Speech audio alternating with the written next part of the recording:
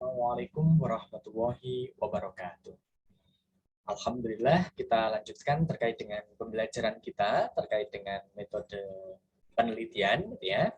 Di mana sebelumnya kita sudah berusaha, gitu ya, untuk membaca tentang makna atau pengertian, gitu ya, dari suatu penelitian dan kriteria-kriteria untuk mencari kebenaran itu bagaimana teorinya, gitu ya. Kemudian ada juga ketika kita melakukan suatu penelitian, gitu ya, pastinya harapannya nanti menghasilkan suatu yang bisa kita aplikasikan atau yang bisa kita paparkan kepada khalayak umum dan bisa diterima secara universal. Nah, di sini ada beberapa penyajian penelitian, gitu ya, atau penyajian hasil penelitian kita. Dan di sini nanti selain bentuk-bentuk penyajian penelitian, gitu ya, bisa saya sampaikan juga terkait dengan outline atau isi dari PKL atau P2M dan tugas akhir, karena ini nanti saya khususkan hanya untuk PKL dan tugas akhir saja ya, karena untuk yang lainnya tidak menjadi tanggung jawab sebagai mahasiswa di bagian ketika di semester akhir kayak gitu. Jenis penyajian suatu hasil penelitian itu bisa berupa laporan penelitian. Berarti kita melakukan suatu penelitian, dibuat laporannya, kayak gitu ya, pastinya secara ilmiah juga. Kemudian juga bisa, kalau kita melakukan suatu PKL, maka akan berupa laporan PKL. Kemudian ada skripsi atau tugas akhir. Nah, ini yang saya kasih bold ya, atau saya kasih tanda tebal ini yang akan kita bahas terkait dengan bagaimana outline yang ada, gitu ya, di Institut Teknologi dan Bisnis Asia Malang, khususnya di Fakultas Teknologi dan Desain, gitu. Kalau kita berbicara skripsi atau tugas akhir, gitu ya, maka ini untuk strata 1 berarti untuk kaum sarjana, gitu ya. Kemudian ada tesis, kalau tesis ini dipakai untuk kaum magister, disertasi digunakan untuk strata 3 yaitu program doktoral. Nah, teman-teman nanti kalau misalkan lanjut S2, S3, pasti akan mengenal ada namanya tesis, ada yang disertasi. Atau jenis penyajian dari suatu penelitian ini bisa berupa makalah, atau jurnal, atau buku, atau yang lainnya. Gitu ya. Mungkin bisa dalam bentuk website. Gitu ya. Bisa saja. Nah, artinya di sini hanya beberapa saja yang saya sampaikan. Gitu ya. Terlebih-lebih nanti kita akan fokuskan pada laporan PKL ya, atau P2M dan skripsi atau tugas akhir. Ada note-nya yang perlu diperhatikan gitu ya, bahwa setiap perguruan tinggi memiliki gaya selingkung penulisan yang berbeda. Artinya memiliki format atau tata cara penulisan yang berbeda-beda. Jadi kita tidak bisa menyalahkan gitu ya, ketika perguruan tinggi yang lain itu berbeda dengan kita, karena setiap perguruan tinggi memiliki hak untuk membuat satu gitu ya format penulisan dengan gayanya masing-masing. Tapi ada tapinya gitu ya, harus mengikuti kaidah dalam proses penulisan karya ilmiah. Itu harus diperhatikan.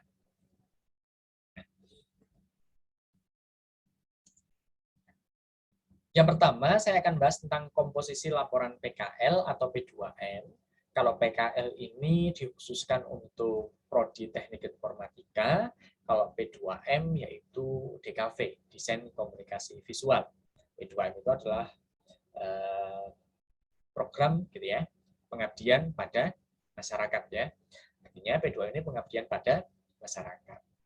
Nah, PKL sama P2M gitu ya, syarat yang pertama harus terpenuhi adalah PKL ini minimal berjumlah 50 halaman dari bab 1 sampai bab 4. Jadi kalau PKL atau P2M hanya sampai bab 4 saja. Gitu ya. 50 halaman. Itu selain lembar cover, kemudian halaman pelengkap, lampiran. Jadi cover, pelengkap, lampiran itu tidak masuk di 50 halaman ini. Jadi 50 halaman ini merupakan bab 1 sampai bab 4. Di mana komposisinya, bab 1 ini berupa pendahuluan gitu ya, 10%, kemudian bab 2 landasan teori 34%, Kemudian bab 3-nya pembahasan yaitu 53%, bab 4-nya kesimpulan yaitu sekitar 3%. Karena hanya menyimpulkan gitu ya, isinya kesimpulan dan saran. Ya, 4 itu merupakan penutup yang berisi terkait dengan kesimpulan dan saran. Nah, itu adalah PKL atau P2M. Jadi jangan terkecoh gitu ya. Nanti kalau PKL minimal berapa, kalau tugas akhir berapa, kayak gitu ya. Kalau P2M berapa, nah itu harus perhatikan dengan baik. Ya. Nah, kalau outline-nya gitu ya, outline-nya laporan dari PKL atau P2M gitu ya. Nah, ini yang harus ada. Pastikan ada halaman sampul atau cover gitu ya. Kemudian ada lembar persetujuan PKL atau P2M. Ada kata pengantar, ada daftar isi, daftar tabel, daftar gambar, daftar persamaan. Kalau seandainya nanti teman-teman melakukan suatu analisis gitu ya, dalam proses PKL-nya ada data, ketika menganalisis secara statistik gitu ya, pasti akan ada persamaan, maka harus sampaikan daftar persamaan, dan menulisnya persamaan menggunakan equation gitu ya. Nah, nanti akan saya kasih tahu gitu ya, bagaimana cara menulis persamaan dengan equation, dan pasti ada daftar lampiran. Nggak mungkin nggak ada. Karena PKL, selain kita melakukan kegiatan di sana, harus ada lampirannya. Lampirannya apa? Minimal gitu ya. Kegiatan kita selama PKL itu seperti apa? Itu lampiran pertama mungkin gitu ya. Lampiran kedua gitu ya, pasti akan ada penilaian dari pihak instansi. Nah, itu jangan sampai hilang. Kalau hilang nilai Anda nanti mungkin hanya 50% saja gitu ya. Karena nanti instansi memberikan penilaian juga terkait dengan kinerja atau proses magangnya teman-teman di instansi tersebut. Nah, baik PKL maupun P2M itu bagian awal-awalnya ini, tetapi lampiran kan pasti ada di belakang gitu ya. Nah, ini bagian-bagian gitu ya, selain dari bab 1 sampai bab 4. Nah, sedangkan outline laporannya untuk PKL atau P2M gitu ya, bab 1 dalam pendahuluan itu harus ada latar belakang masalah, rumusan masalah, batasan masalah, kemudian tujuan dan manfaat, metodologi penelitian, sistematika penulisan. Ini nanti gitu ya akan saya jabarkan juga di video yang selanjutnya gitu ya. Pendahuluan itu latar belakang maksudnya seperti apa, rumusan masalah bagaimana kayak gitu ya. Nah, nanti akan saya jabarkan di video selanjutnya. Kemudian bab 2 harus ada landasan teori, karena kita tidak bisa menciptakan teori, jadi kita harus berlandaskan teori-teori yang sudah ada. Nah, landasan teori ini tidak dibatasi babnya, gitu ya. Subbabnya tidak dibatasi. Maka di sini saya sampaikan subbab bagian pertama, subbab bagian kedua, bahkan teman-teman pilih, gitu ya, subbab bagian ketiga.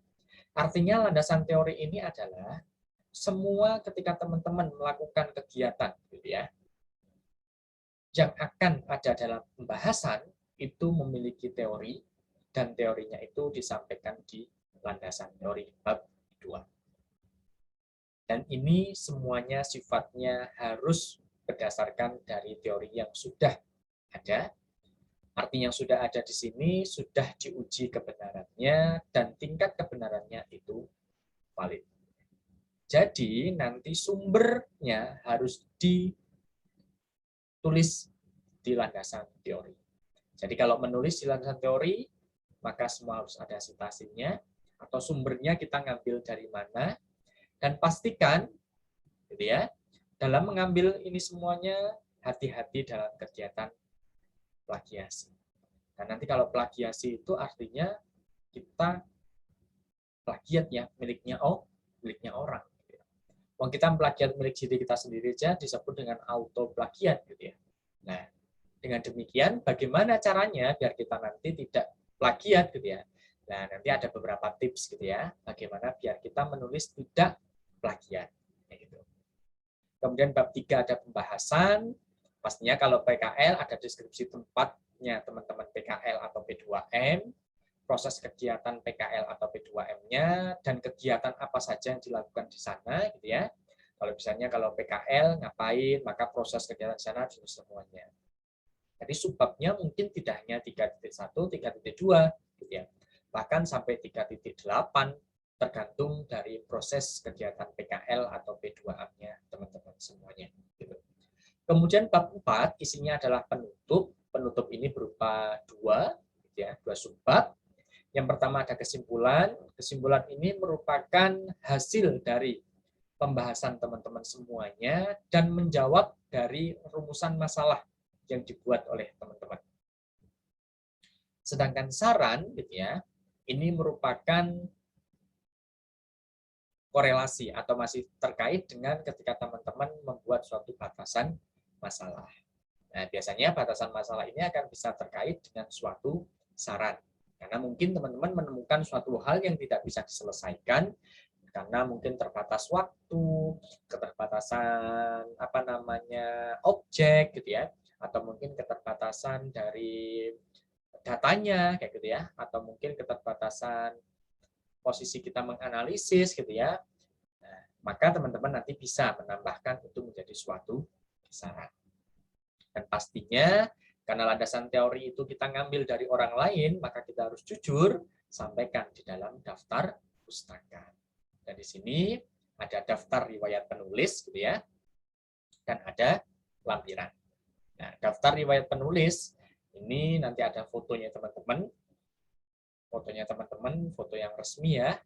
Artinya resmi di sini ya pakai jasnya teman-teman biar kelihatan teman-teman betul-betul mahasiswa Kemudian lampirannya itu kalau kita berbicara outline dari laporan PKL atau P2M. Sedangkan kalau komposisi laporan TA tugas akhir ini minimal berjumlah 70 halaman bab 1 sampai bab 5. Wah, lebih banyak ya. Iya dong, karena namanya aja tugas akhir Kemudian lembar cover, halaman pelengkap, lampiran tidak dibatasi jumlahnya berapapun. Komposisinya bab 1 8%, bab 2 25%, bab 3 30%, bab 4 35%, bab 5 2%. Jadi bab 1, bab 2, bab 3, bab 4 maka bab 4 lebih banyak daripada bab 3. Karena bab 4 merupakan suatu implementasi dan pengujian, pastinya lebih banyak. Bab 3 pembahasan, maka harus lebih banyak daripada bab 2. Bab 2 merupakan landasan teori, lebih banyak daripada bab pendahuluan. Ya. Outline-nya seperti apa? Nah, outline-nya ternyata lebih banyak ya. Nah, ada halaman sampul, lembar persetujuan tugas akhir, surat keterangan lulus ujian tugas akhir, surat pernyataan keabsahan data, surat pernyataan persetujuan publikasi tugas akhir untuk kepentingan akademik, abstraksi, abstrak, kata pengantar, daftar isi, tabel, gambar, persamaan, lampiran, atau listing program, Nanti yang terkait dengan teknik informatika, Ada listing program yang lainnya, Nah, itu nanti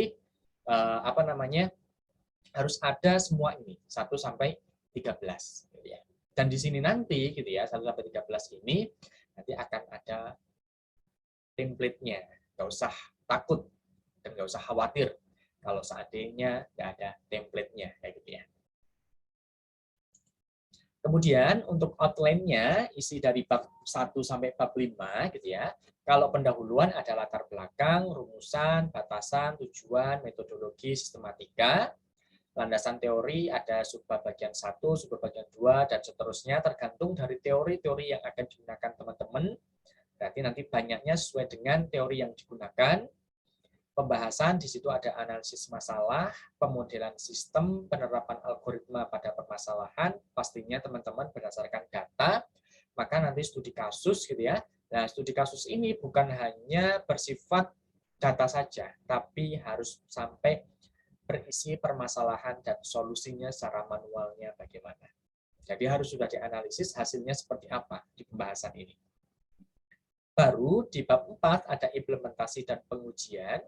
Biasanya ada spesifikasi implementasi, implementasi program, pengujian, dan validasi. Mungkin bisa ditambahkan untuk yang lainnya.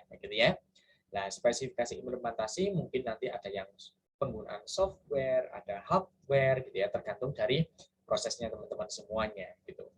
Nah, implementasi program nanti isinya apa? Nanti akan ada pada pokok bahasan ketika berbicara tentang bab 4, implementasi dan pengujian. Bab 5 ada penutup, kesimpulan sama saran, layaknya di PKL dan P2M. Daftar pustaka wajib ada, daftar riwayat penulis juga ada, layaknya di PKL, lampiran pun juga ada. Nah, itulah terkait kalau kita menyusun dari laporan tugas akhir gitu ya, ataupun menyusun P2M atau PKL. Nah, semoga bermanfaat dan teman-teman tidak bingung gitu ya ketika akan menyusun tugas akhir, dan jangan takut terkait dengan template-nya, nanti akan saya bagikan template-nya seperti apa. Semoga bermanfaat. Terima kasih. Assalamualaikum warahmatullahi wabarakatuh.